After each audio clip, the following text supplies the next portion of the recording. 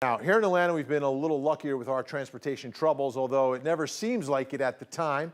Snow jam, the I-85 bridge collapse, and now a major power outage at the world's busiest airport. Frustrating for sure, but do they damage our reputation as a tourism and business hub? That's the question Chris Hopper set out to answer tonight. So, Chris, what did you find out for us? So, Vinny, with this power outage at Hartsfield-Jackson, it has a lot of people bringing up those other events that you mentioned, and they're really talking about them on social media.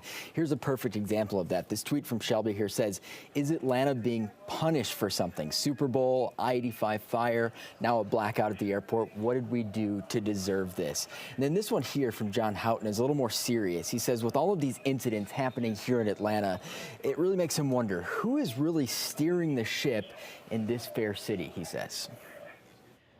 Atlanta is all too familiar with the unexpected transportation catastrophe. Trapping countless thousands of people in their vehicles for hours.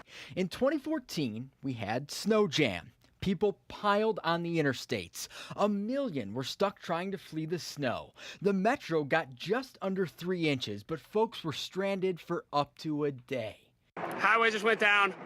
Highway just went down. Fast forward to March 30th of this year. The I-85 bridge collapse. A massive fire under one of Atlanta's major arteries caused the bridge to fall. It was closed to traffic for more than a month, creating a traffic headache throughout the metro. Like, I would never come here again. And now this, a power outage at Hartsfield-Jackson. Thousands of travelers stranded, flights canceled, all because of a fire underneath the terminals. This is Tom Smith. He's a finance professor at Emory and also an economist. Tom, we've seen Atlanta have its share of transportation sort of travesties in the last few years. What kind of scar tissue or lasting impact do these have, if any, do you think? Well, I don't think they have any, actually. I mean, Atlanta is, a large metropolitan area, 5 million plus people, and all types of, issues are going to surround metropolitan areas. You've got weather, you've got, bridge collapses. Of course, these don't happen in every city, but it's not like Atlanta is like a podunk little town. I mean, all of these things were corrected really quickly, and people expect that towns are going to have issues of these sort.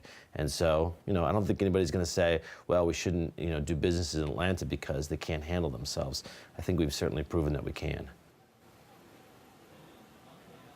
And obviously that's great to hear, especially when you start to think about the potential of Amazon coming here, Vinny. Certainly something that's timely with all of this happening at the airport. Yeah, absolutely. But the one person who's speaking in your package, in your piece, was the person who said, "I'm never coming back to Atlanta after this. I can't get that out of my mind." That some people had such a bad impression, they're not coming back.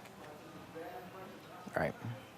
Yeah, we heard people say that yesterday, right? People who are frustrated and dealing with what was happening at the airport. But the reality is you can't really avoid Atlanta. With the airport we have here and the business community we have here, it's pretty tough to stay away from it, that's for sure. That sounds like a new city logo. Atlanta, you can't avoid us.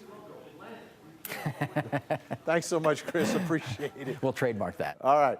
We are committed to digging into the hows and whys of the Atlanta airport power outage and staying on officials about preventing chaos like this in the future. Log on to 11live.com anytime for photos, videos, background information, of course, new developments as soon as we get them.